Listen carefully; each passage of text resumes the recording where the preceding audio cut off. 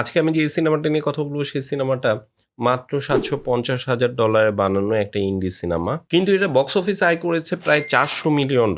বলেন কি? সংখ্যাটা শুনেই বোঝা যাচ্ছে এটা মানুষের মধ্যে কতটা সাড়া ফেলেছিল। নাম অবসেশন। এই সিনেমাটা শুধুমাত্র বক্স অফিসেই না, ক্রিটিকদের মধ্যে যেভাবে আলোড়ন তুলেছে সেটা এক কথায় অবিশ্বাস্য। ডিরেকশন, রাইটিং, এডিটিং সবই করেছেন কারি বার্কার। এটা তার বানানো প্রথম ফিচার সিনেমা। বার্কার একজন ইউটিউবার। তিনি ইউটিউবে দ্যাটস আ ব্যাড আইডিয়া নামে একটা স্কেচ কমেডি চ্যানেল চালাতেন। তার পার্টনার ছিলেন কোপার টমলিনসন, যিনি এই অবসেশনে অভিনয় করেছেন।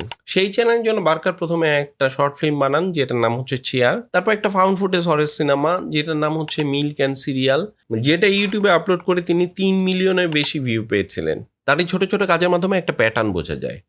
একটু অদ্ভুত এবং আনসেটলিং স্টোরি টেলিং এর দিকে তার একটা সহজাত আকর্ষণ আছে।